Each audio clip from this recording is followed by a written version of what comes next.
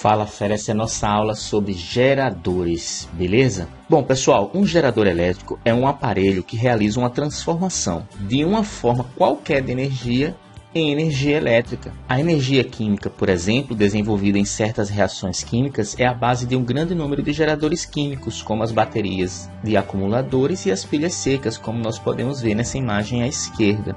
Nas usinas hidrelétricas, a energia mecânica de uma queda d'água, por exemplo, serve para a base dos geradores mecânicos, como nós podemos ver nessa imagem à direita.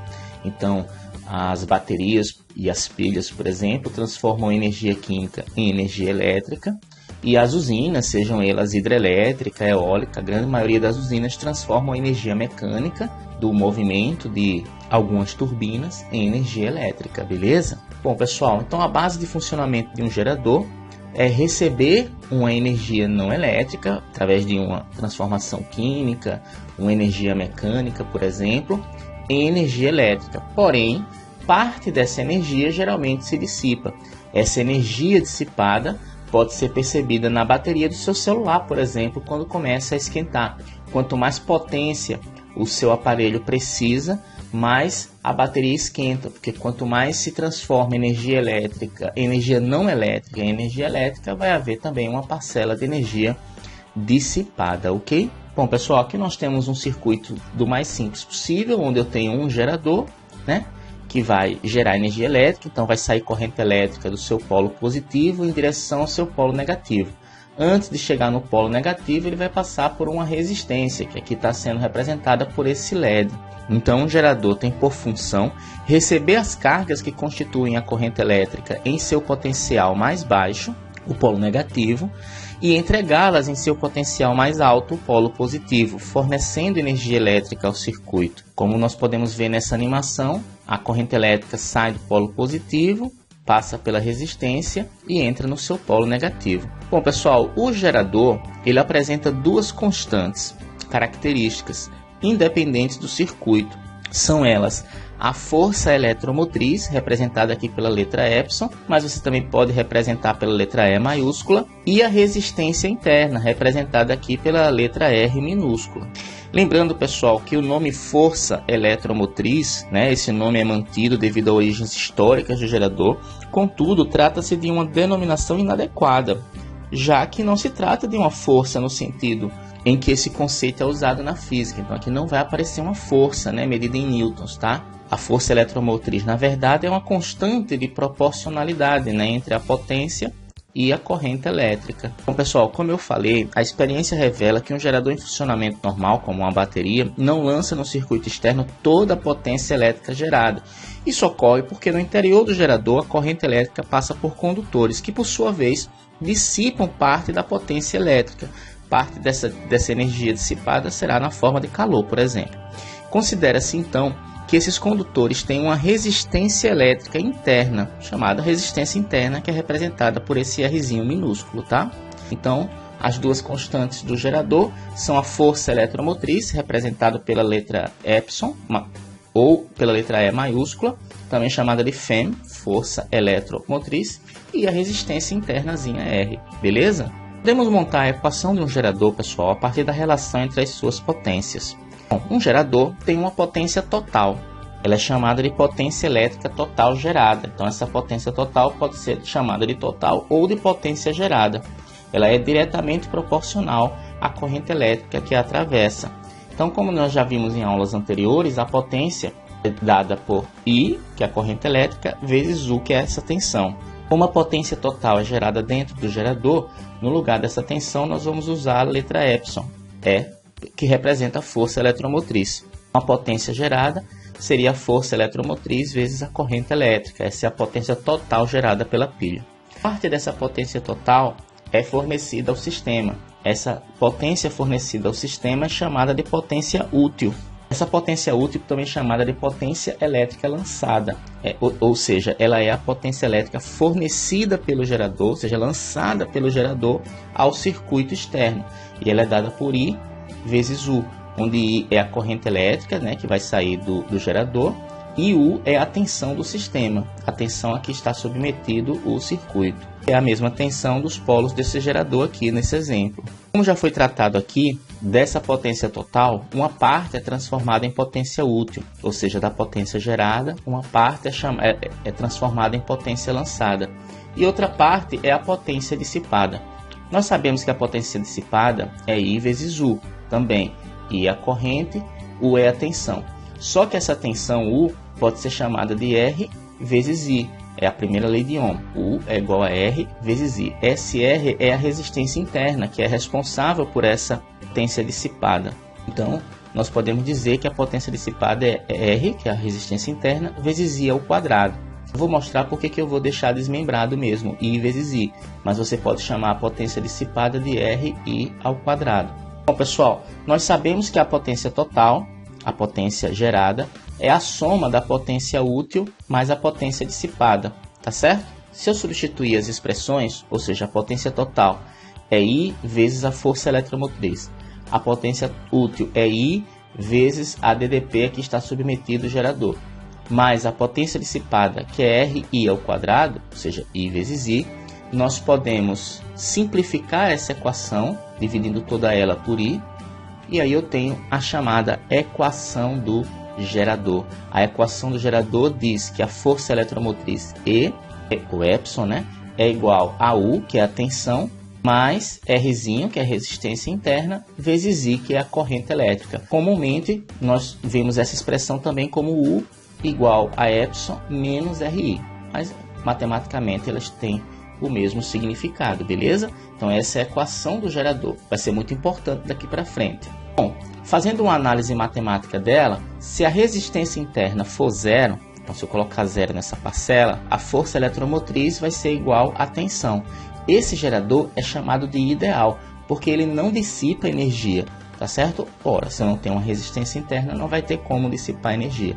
Esse gerador é chamado de ideal, tá certo? Ele não existe, os geradores reais dissipam energia. Outra coisa, se não passar corrente elétrica no gerador, ele vai estar num circuito aberto, ou seja, desligado.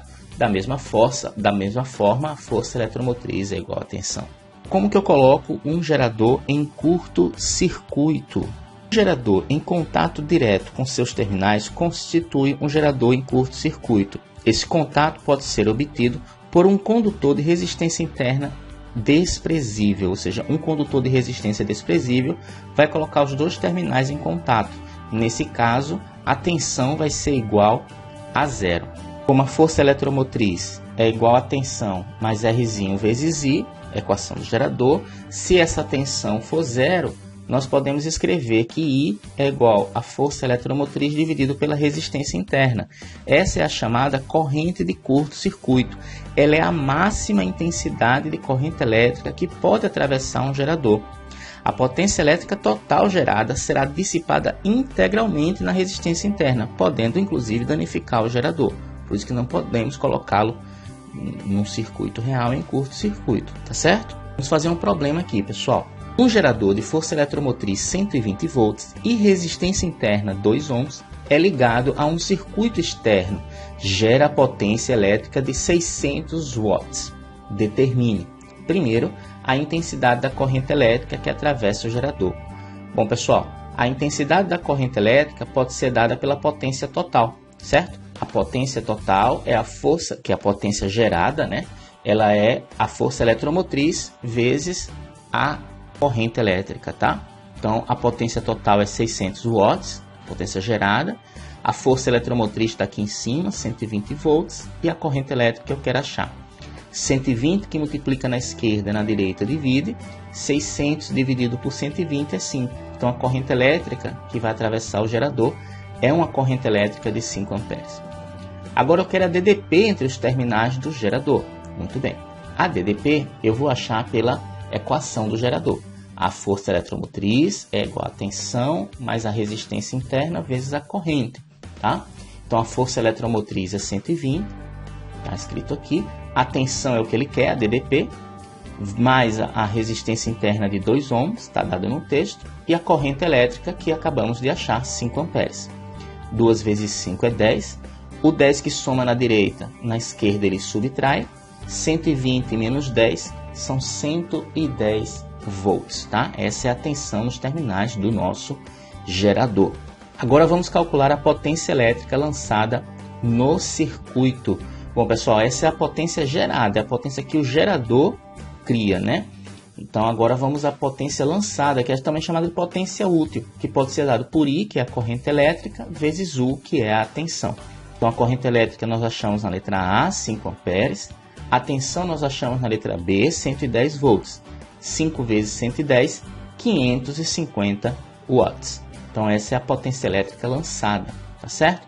Lembrando, pessoal, que se a potência gerada é de 600 watts, ou seja, potência total, a potência lançada é 550 watts, ou seja, a útil, a que foi absorvida pelo circuito. Então, sabemos que foi dissipado, foi perdido 50 watts, né? 600 menos 550, 50 é a potência dissipada. Agora eu quero saber a máxima intensidade de corrente elétrica que se pode obter.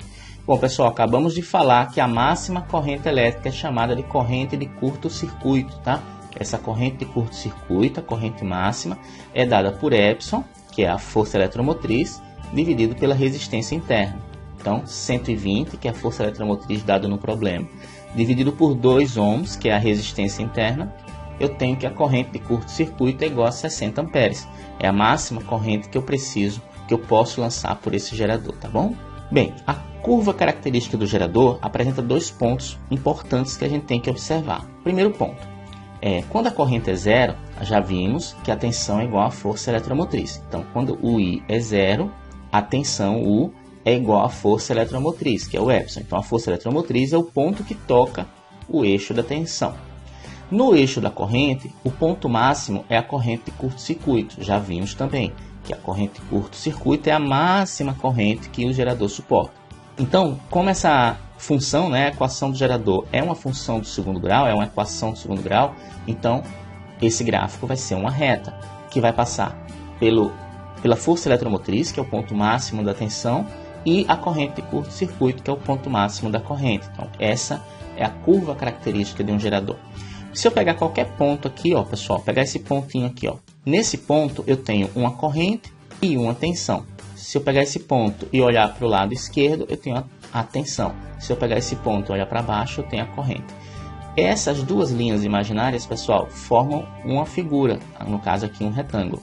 Se eu medir a área desse retângulo, eu meço a potência útil, que é I vezes U.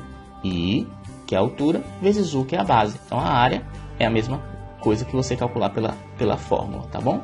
Vamos fazer um problema agora. Temos um gerador cuja curva característica é a reta da figura. Eu quero que você meça essas 3 coisas aqui. Observando o gráfico, pessoal, nós já temos 2 informações. A força eletromotriz é o ponto que toca a reta, né, a tensão, e a corrente de curto-circuito, que é o ponto que toca o eixo da corrente, tá bom? Então, na letra A, ele quer a força eletromotriz e a resistência interna.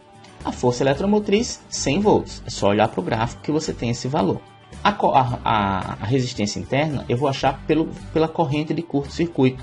A corrente de curto-circuito, que é 10, é igual à força eletromotriz, que é 100, dividido por R. Eu posso multiplicar mesmo pelos extremos aqui e dizer que R é igual a força eletromotriz dividido pela corrente de curto-circuito. A força eletromotriz é 100, a corrente de curto-circuito é 10, então a resistência interna é de 10 ohms, tá bom? Na letra B, eu quero a DDP nos terminais quando essa corrente é 5 amperes, tá bom? Então, usando a equação do gerador, a força eletromotriz, que é 100, é igual à tensão, né, a DDP, que é U, que é o que eu quero, mais a resistência interna, que eu acabei de calcular na letra A, vale 10, vezes a corrente que ele deu no problema, que é 5 amperes. 5 vezes 10, 50. O 50 que soma na direita, na esquerda ele subtrai. 100 menos 50 é 50. Então a tensão nos terminais é 5 volts. Nessas condições, qual é a potência lançada pelo gerador? Potência lançada, pessoal, é a potência útil. Potência lançada é a potência útil. I vezes U.